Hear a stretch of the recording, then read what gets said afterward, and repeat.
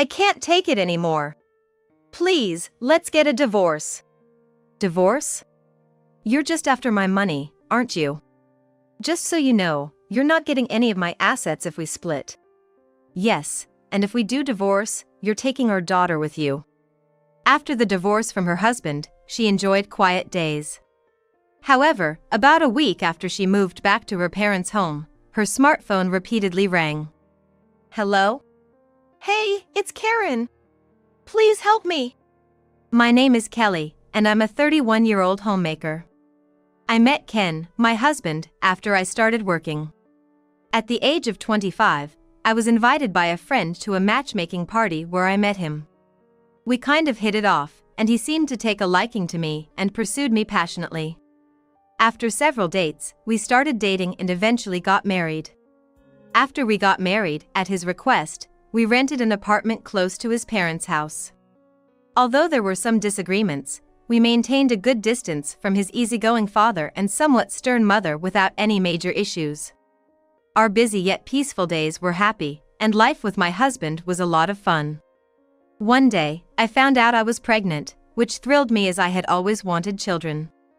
Thinking about the future, I planned to return to work after maternity leave, but my husband wanted me to take care of our baby and stay close to the child, so I quit my job. I agreed with my husband's thinking, so I didn't regret quitting at all.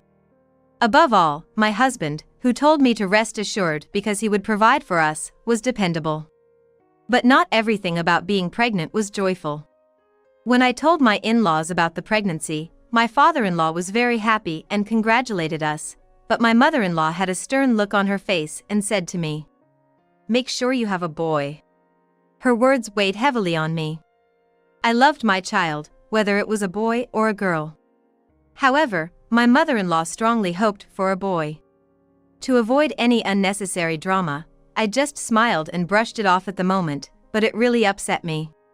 I'm not having a child for my mother-in-law or anyone else. I just want to build a happy home with my coming child and my husband. But now that I'm gonna be a mom, I need to be able to keep a straight face even when pressured like this.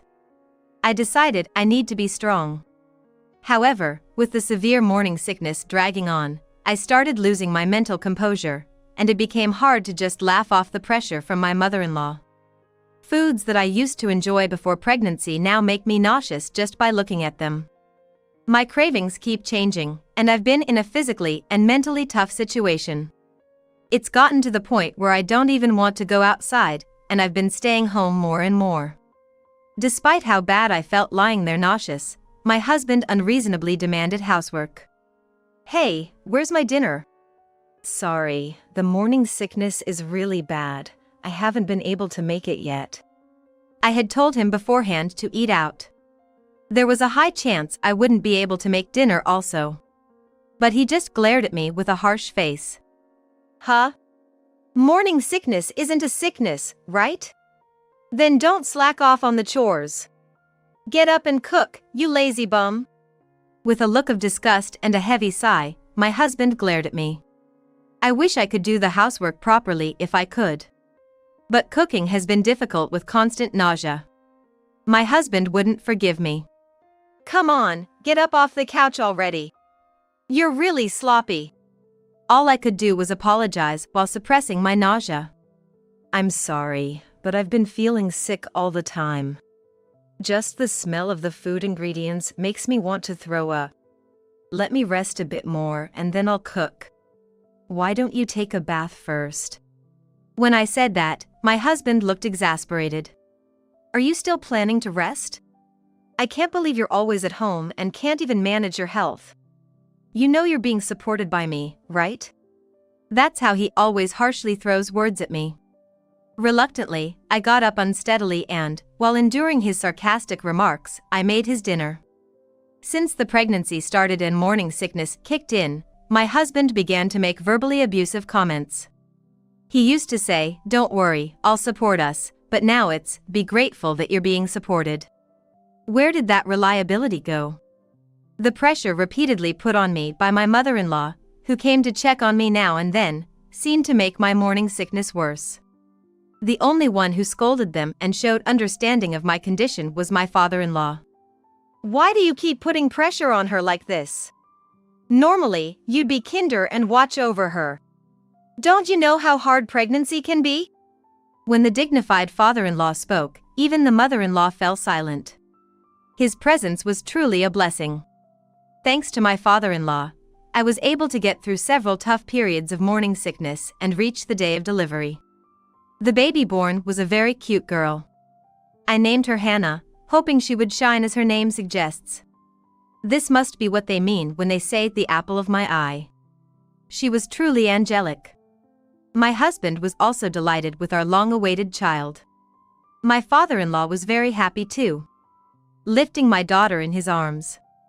In contrast to the doting father-in-law, the mother-in-law didn't pay any attention to my daughter. I had thought she would cherish her once she was born, but it seems she only acknowledged boys. You really did it, huh? I told you to have a boy, didn't I? Why couldn't you do what you were told?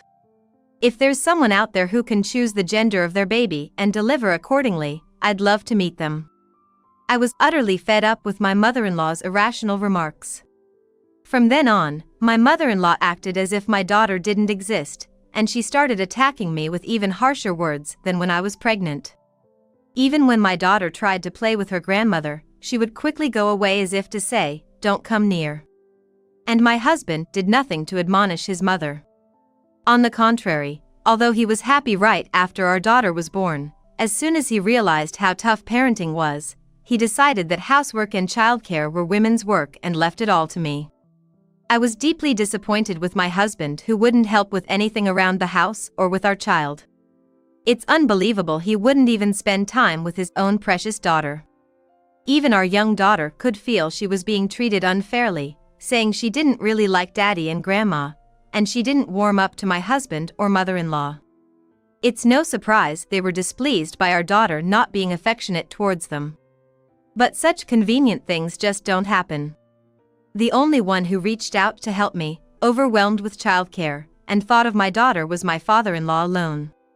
He would help out with the housework, saying, "Rest, I'll handle this," and played with my daughter, showing how much he supported us. However, one day, this pillar of support had an accident while out and injured his leg, leading to hospitalization. That's when my mother-in-law's tyranny began. With my father-in-law out of sight, she began calling me and my daughter to her house more frequently, claiming it was an emergency. "Kelly, come quickly, it's an emergency!" Rushing to my in-law's house, I found my mother-in-law smirking with a broom in hand. "You're not working, so can you clean up? And do the shopping too, please." That's how she started dumping all the housework on me. At its worst, I even had to run errands to buy snacks she craved from the department store. My mother-in-law, also a homemaker with plenty of time, never worked herself. If I protested, even in front of my daughter, the sarcasm would come back tenfold. That's why I gradually stopped resisting.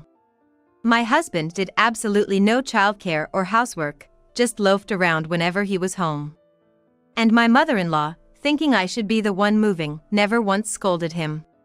It happened on the way back from shopping with my daughter, as instructed.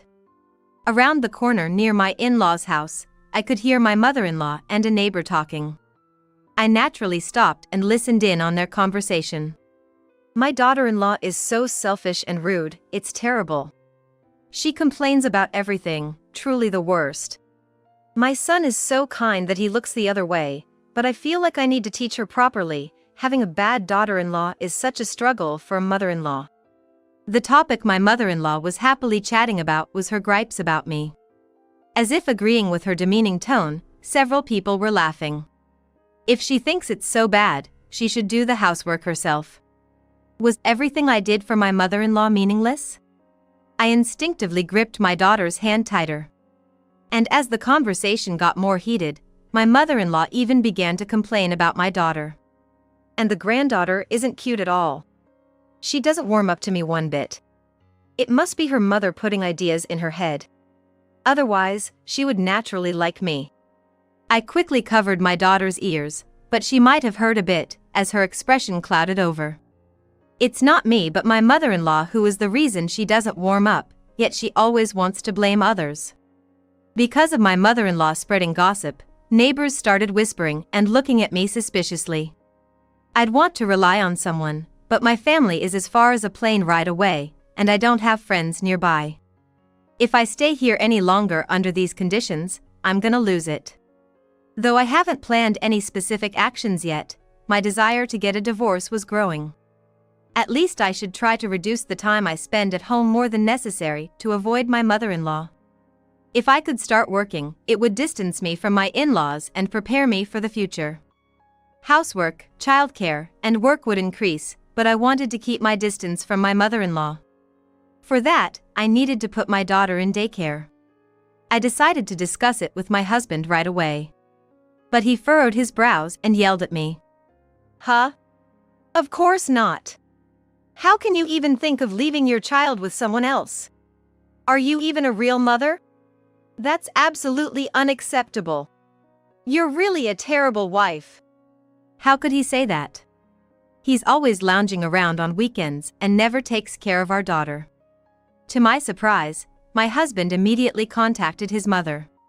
He tattled as if it were wrong for me to want to work, and upon hearing this, my mother-in-law rushed over from her house.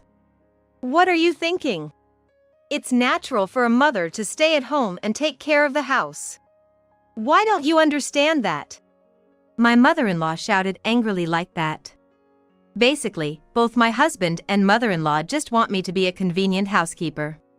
If I went to work, their handy helper would be gone. Being attacked by both of them at once, I didn't even have a chance to respond, and the next day the snide remarks from my mother-in-law got worse. Eventually, all talk of daycare and working fizzled out. After a while, my father-in-law was discharged from the hospital, but the days of being summoned by my mother-in-law whenever he was away continued. And the days of being belittled and burdened with menial tasks drained me more and more. My husband, too, would blame me along with his mother without defending me. Trapped, my spirit began to erode. Gradually, I found it hard to eat, and sleepless nights became more frequent. Sometimes my stomach would suddenly hurt, or tears would come even though I wasn't sad. Seeing the tears rolling down my face silently, my daughter looked at me with a worried expression. I knew this couldn't go on, causing unnecessary worry to my young daughter. That's why I started going to a psychiatrist. The likely cause was severe stress, which I had plenty of reason to suspect. Maybe I really should get a divorce. Though the thought of divorce crossed my mind many times, it would mean taking away her father from my daughter. Plus, I hadn't even secured a job yet. Could I really go through with a divorce under these circumstances? With so many uncertainties, I found it hard to take that first step. But as a means of self-defense, I started carrying a voice recorder just in case. It might come in handy someday. I think I just wanted to create anything that could serve as a mental anchor. Then, several months later, one day while my husband and father-in-law were at work, as usual, my mother-in-law called me over. The task was to clean the second floor. I did as I was told and started heading up the stairs. That's when, unexpectedly, everything began to spin. A sudden bout of dizziness. As I held my head, my body started leaning backwards. Then, I tumbled down the stairs. When I came to, I was curled up in the hallway on the first floor. My whole body throbbed with pain. My head was foggy, and I couldn't move. Perhaps the loud noise alerted her, because my mother-in-law came to see what had happened. Despite the terrible pain, this was one time I was thankful she came. The pain was so severe I couldn't get up, so I asked my mother-in-law to call for an ambulance. However, she just laughed dismissively. You're exaggerating. You're conscious, aren't you? Besides, if we call an ambulance, the neighbors will think something's happened. Don't embarrass me like that. If you're really in pain, get up and go by bus. But finish cleaning up first. I was speechless at her response. Telling someone who can't get up to take the bus is insane. This went beyond mere mother-in-law troubles. Even at such a time, my mother-in-law wouldn't lend a helping hand. I guess I had no choice but to handle it myself. All right, but I'm really in pain, so please let me go to the hospital first. Could you please look after my daughter for a bit? What? What are you saying? Take your daughter with you. Are you listening? I wanted to take my daughter, but it wasn't feasible to bring such a small child in my condition. It would be dangerous if I collapsed again with her there. I reluctantly left my daughter with my mother-in-law and managed to stand up using the wall for support. Even grabbing my bag was painful. In this condition, I doubted I could even make it to the bus stop. So, I called a taxi and somehow made it to the hospital despite the pain. The diagnosis was a fracture. Because I couldn't brace myself properly during the fall, I was told I needed to be hospitalized. Even though it would be a short stay, the thought of informing my husband and mother-in-law weighed heavily on me. Nevertheless, I had no choice but to contact them, and upon hearing the news, my husband and mother-in-law, visibly irritated, came to my hospital room. My frightened daughter immediately ran to my bed and tightly gripped my hand with her little hands. Tears were welling up in her eyes. Then, almost immediately, my husband and mother-in-law began shouting loudly. "Hey, what are you doing? You hurt yourself and even used my money to call a taxi without asking. That's right. Dumping your child on me and going to the hospital without even finishing the cleaning. That's unbelievable. I had plans to go to the department store, and you messed them up." As they hurled relentless insults at me, my stomach began to ache as usual. If only my husband would help with the housework and childcare, and if only my mother-in-law wouldn't delegate chores to me, maybe I wouldn't have had the dizzy spell on the stairs.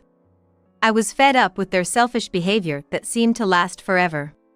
Thinking about enduring this situation until my daughter was grown up, about 20 years from now, left me speechless. And finally, I let out my feelings to them unrestrained. "I can't take it anymore. Please, let's get a divorce." The words I had hesitated to say just flowed out of me this time. It must have been because I was so distressed. There was a moment of silence that followed.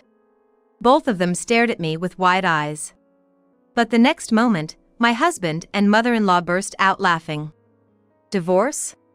You're after my money, aren't you? Just so you know, you won't get a dime of my assets if we divorce." "That's right, and if we do divorce, you should take our daughter with you. I don't want a granddaughter like her anyway." Thinking that I, a jobless woman, couldn't possibly divorce, they continued to disregard their own words and actions. They smirked and laughed as they left the hospital room, spouting insults at me. I then stroked my daughter's head, who was looking at me worriedly. I had finally brought up divorce. Though I was concerned about depriving my daughter of her father, it was more important to remove her from such a toxic environment. Unable to leave my daughter with my husband and mother-in-law who had just left, I reluctantly called my parents who lived in a distant area. It had been a while since I heard my parents' voices. I told them I might be getting a divorce, about my fracture, and that I wanted to leave my daughter with them until the divorce was finalized. My parents sounded alarmed and immediately said they would come over. They quickly booked plane tickets and made their way to the hospital. "Kelly, are you okay?" When my parents arrived in the hospital room, they looked at me and my daughter with concern. As I detailed what my husband and mother-in-law had done, my parents had stern expressions on their faces. I couldn't stop crying as I talked. "You've endured so much, but I wish you had reached out to us sooner. You are always our precious child. I'm sorry, Mom and Dad." I was relieved that my parents listened to my story. But it must have been hard for them to tolerate their child being treated so poorly. After asking me to wait a bit, they left and actually went to confront my in-laws. When they returned, they shared what had happened at my in-laws' house. My father-in-law was there too, having returned from work, and after hearing everything from my parents, he immediately apologized. "I am truly sorry for hurting your precious daughter." Then, he turned to my husband and mother-in-law, visibly angry. "What are you doing? Did you enjoy bullying my daughter-in-law while I was away? I didn't raise a son to be such a disgrace. And you, behaving like this as a wife, embarrass me. What do you think of your granddaughter?" Rejecting her because she isn't a boy or because you think she isn't cute, what right do you have? It seemed that my father-in-law was genuinely angry, but my mother-in-law and husband showed no signs of remorse and kept making excuses. Every time they opened their mouths, it was to blame me and absolve themselves of any wrongdoing. Seeing that they remained unrepentant even after being scolded, my parents were utterly dismayed. They then told me to go ahead with the divorce and expressed their support for my decision. After a short hospital stay, I was discharged, and with the divorce papers in hand, I headed straight to my in-laws' house. Determined to focus only on my daughter and avoid any further involvement with my husband and mother-in-law, I went to their house to express my intention to divorce. When I did, my husband suddenly exploded in anger and started yelling at me. You were actually serious about getting a divorce? How can you even divorce without a job? It's terrible that you involved your parents in this mess. And it's your fault that Dad scolded me. He ranted and attacked me with his words. It's because of your own actions that you got scolded. You reap what you sow. Just sign this because I'm getting a divorce anyway. I maintained my composure and stood firm. It was childish of my husband to blame me for getting scolded when it was his fault. As I pressed the issue of divorce, my mother-in-law grabbed my arm and shook it violently. Kelly, you must have charmed Dad. I can't let my guard down around you. You're the worst. That's not true at all. Let go of my arm. I shook off my mother-in-law's grip, and then my husband glared at me. Just as my mother-in-law raised her hand to strike, my father-in-law intervened loudly. Hey! What are you doing? His shout made my husband and mother-in-law shrink back. Even I was a bit frightened by the rare anger shown by my usually gentle father-in-law. In the ensuing silence, my husband was sweating and fell silent, while my mother-in-law began to tremble, baring her teeth and clenching her back teeth with tears welling up in her eyes. She was staring at my father-in-law. Why do you always take her side? You are my husband, you should be on my side. You must be charmed by this younger woman, that's it. She shrieked at my father-in-law, attacking him. It was all just baseless accusations, but she didn't stop. Disgusted, my father-in-law retorted. Why can't you see anything beyond your own perspective? I am stopping you because what you are doing and saying is wrong. Take a moment to reflect on your own words and actions. Despite my father-in-law's words, my mother-in-law was so enraged that she couldn't be calmed. Shut up. You should just be on my side. If you preach at me anymore, I'll sue you for emotional abuse. Then she began throwing dishes and glasses, starting a rampage. Both my husband and I watched in dismay as my mother-in-law lost control. Seeing his own mother break down, my husband started to lose it too. Are you kidding me? It's your fault. You're a curse. Get out of my sight now. He yelled those words. I was scared, but I remained firm and said, I won't leave until you sign the divorce papers. With bloodshot eyes, my husband violently signed the divorce papers. I quickly collected the papers and bowed to my father-in-law. Father-in-law, I truly appreciate all you've done for me. You've supported and saved me many times. Thank you so much. I expressed my gratitude to my father-in-law and immediately left the house.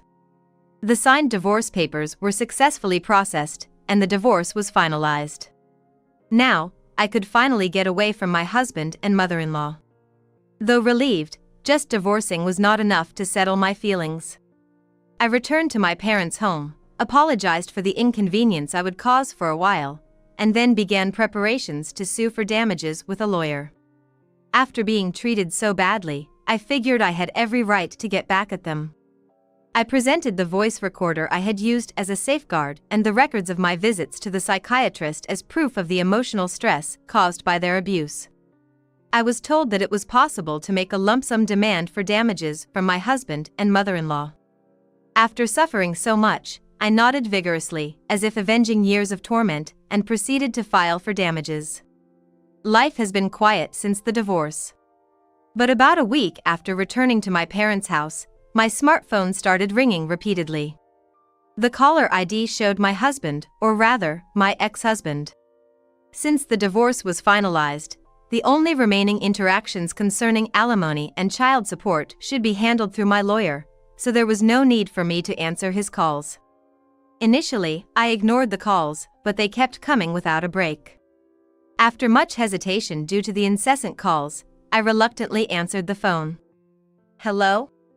Kelly, please help! Ken is in big trouble." It was my mother-in-law's voice on the other end. Sounding panicked. I could hear Ken's yelling and a man shouting in the background. As I managed to get the situation from her, it seemed that Ken, upset about being sued for alimony and child support, had tried to storm my parents' home. However, due to his erratic behavior, he was stopped by a patrolling police officer for questioning. Agitated, Ken took an aggressive stance and ended up striking the officer. My mother-in-law was calling to try to prove that it was my fault for suing him, as she believed this triggered his breakdown. I could hear the argument between the police officer and my ex-husband over the phone. "Come quickly and prove Ken isn't at fault. It's your responsibility for angering him."